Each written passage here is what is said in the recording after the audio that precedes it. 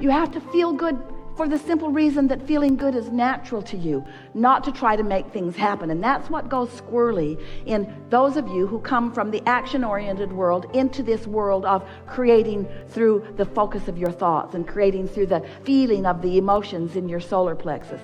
So often you come to this work and you apply the same things that don't work so well for you in your action-oriented world to this. For example, you say things like, okay, I'll do that. I will work to feel good. I'll pay the price of feeling good, Abraham, if it will get me that. Well, there's the rub. Because in the doing it to get that, which I don't have, now I'm introducing resistance into my own equation. Do you feel what we're talking about? Yeah. But when you want to feel good because you want to feel good, every single thing you want, pile of money, beautiful relationships, circumstance and events, everything that you want is because you think you will feel better in the having of it. But you've got to turn it around. You got to feel better because you want to feel better, because you want to feel better, because you want to feel better. You cannot have the ulterior motive of needing to fill this void with that, because that motive of needing to fill this void will keep this void alive and active forever. You see? Did you hear that? Yes. We are shouting. You don't need all of that to happen in order to feel good. That's why it can be unconditional. That's why we're so good at it. There are no conditions for us to resist. We are unconditional. We know what you want is done. We don't need the manifestation to be there. The condition is irrelevant to us. That's why we're able to stay in the high vibration. You got to find out a way to do that too, you see. You got to talk yourself in to feeling good unconditionally. Did you get the job? No. Why are you smiling? I just feel good. But why do you feel good? You didn't get the job. Well, what's that got to do with anything? I just feel good. Did you win the lottery? No. Well, you look like you won the lottery. What's the matter with you? Why are you so happy? Because I just feel good. Why do you feel good? Because I want to feel good. Because I'm not thinking thoughts that keep me from feeling good. You're starting to make me not feel so good. I think I'll go somewhere else. Unconditional. I feel good because it's natural for me to feel good. It's natural for me to feel good. It's natural for me to feel good. And so, why do you want to feel good? Are you kidding? Are you kidding? Why do you want to feel good? Because it feels good to feel good. Oh, I thought you were feeling good in order to make something happen. Feeling good is making something happen. Feeling good is the manifestation that I'm really looking for. Feeling good is the reason that I'm doing everything that I want, everything. Feeling good is the ultimate manifestation. It's what it's all about. And I can feel good unconditionally.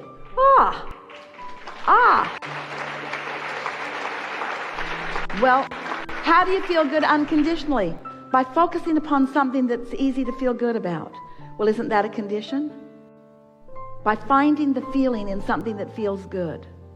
Well, isn't that a condition? Well, I thought about money and I didn't feel good, and I thought about dancing and I felt better.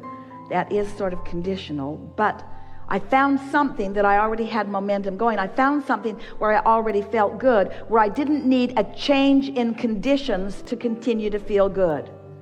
Ooh, okay, so we're onto something here, aren't we? So you're standing, always reaching for more. But in the reaching for more, if you could just be satisfied with what is, the more must come. But if you're dissatisfied with what is, then the more can't come. So it's through appreciation of what is, by finding anything and everything that you can find to feel good about right now. And it is our promise to you, it will get better and better and better. Esther went right back to the basics. She took her notebook, believed us, took us at her words, and sat for an hour one morning and just wrote the word fun. Fun. Fun. And she couldn't write the word fun long before she started to receive images and thoughts and ideas, suggestions of what is fun. So she's writing fun, and she's thinking about the trip down the river. It was really fun. And then she's thinking about fun, and she's thinking about the treasure hunt with the grandkids. And then she's thinking about fun, and she's thinking about friends on the cruise who are so fun. She's thinking about fun, and then images of really fun people came into her mind. She's thinking about fun. In other words, she couldn't just stay on the singular word fun. It began filling in with things that are fun. Law of attraction works that way. And so she began just feeling fun. She just began feeling fun. Then she began writing the word light-hearted. Then she began writing the word clarity. Clarity was a breakthrough for her, because when she began writing the word clarity, and she realized how clear she was feeling, how good it feels to be clear-minded, how good it feels to have clarity about things. Someone asks you a question and you're in a state of clarity. It's easy to offer the answer. When you focus in a way that you're not introducing clutter in this moment, it clears out. It just does. And as you do it the next day and the next day and the next day and the next day and the next day, you just, these are not the best words, but maybe they fit right here well for you. You clean up your point of attraction. You just clean it up a little bit at a time until you stand in this place of being blessed. You just stand in this place where you expect good things to happen to you.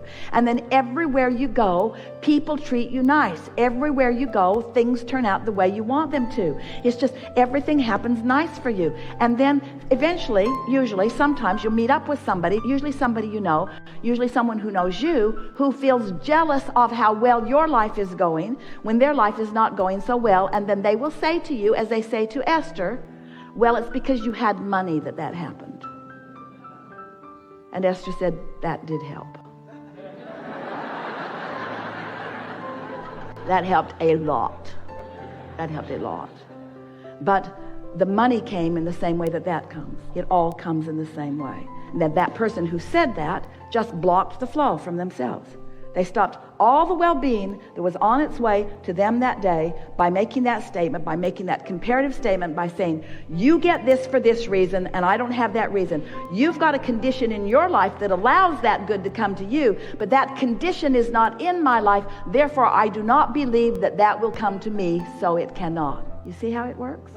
Today we want to show you how you can tend to the only thing that is important for you to tend to, which is your point of attraction.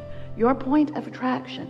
Your point of attraction right here. What am I, you in your physical body, what am I letting in?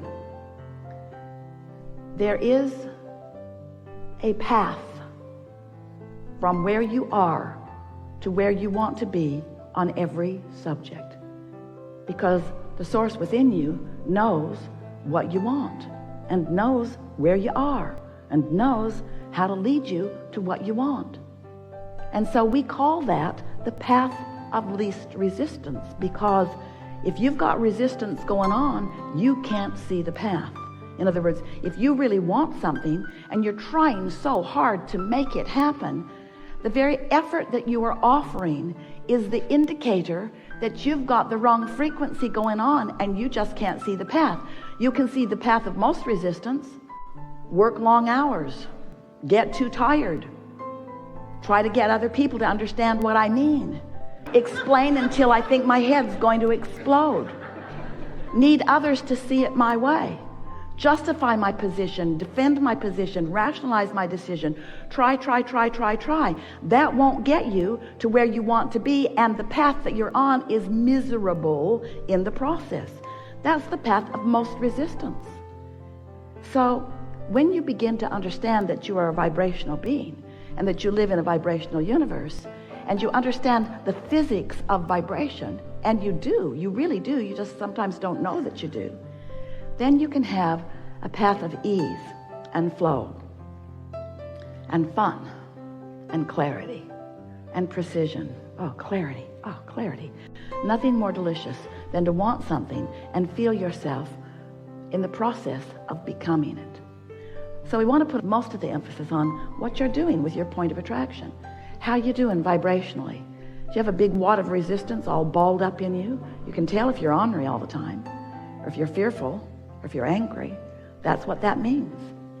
But if you are joyful, if you're feeling good, if you feel light-hearted, you remember that light-hearted feeling? You remember being a kid and having a day when nobody was on your case?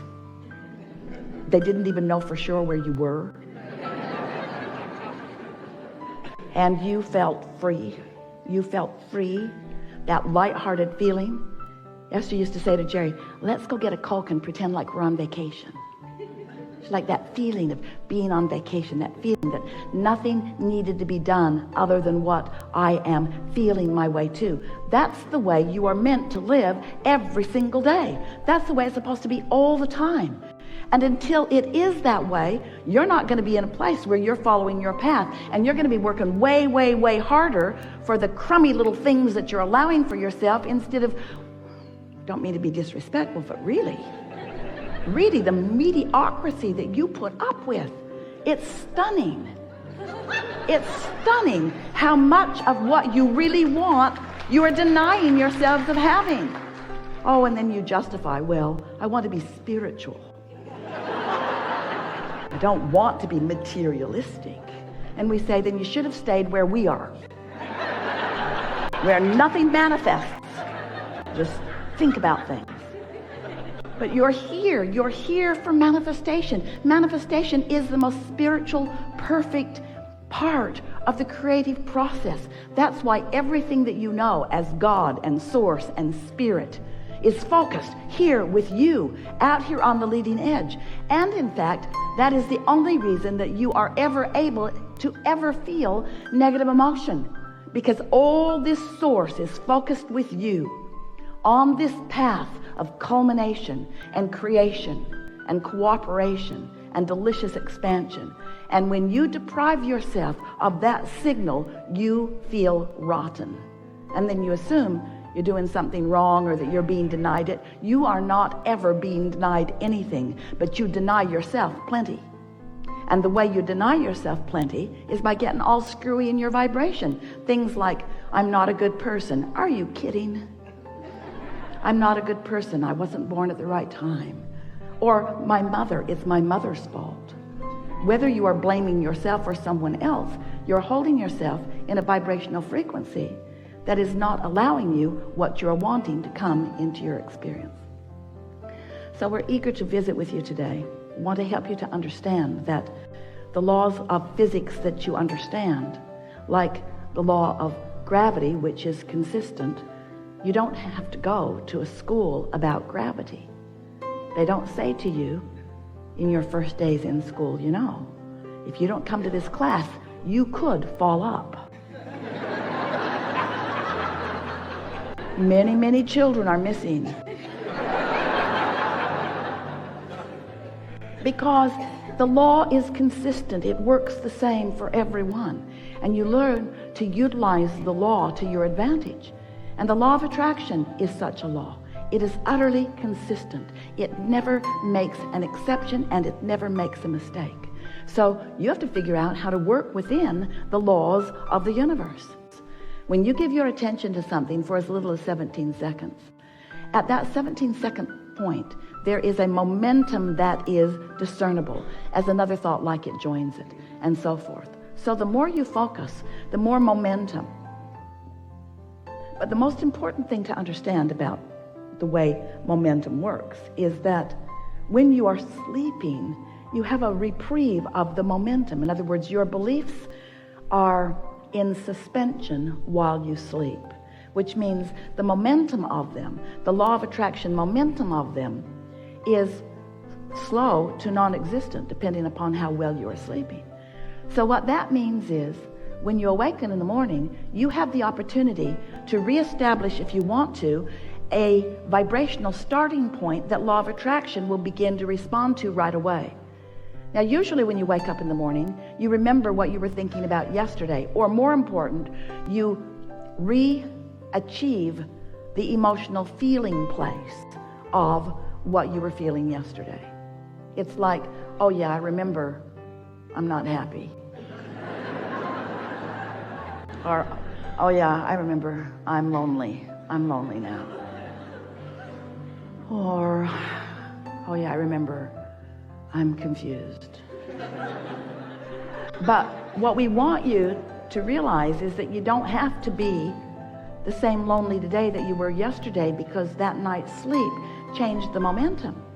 But when you wake up in the morning and you deliberately, and you do, call those same people, talk about those same things, focus in the same ways, you reactivate your vibration much as it was before, but you do not have to do that.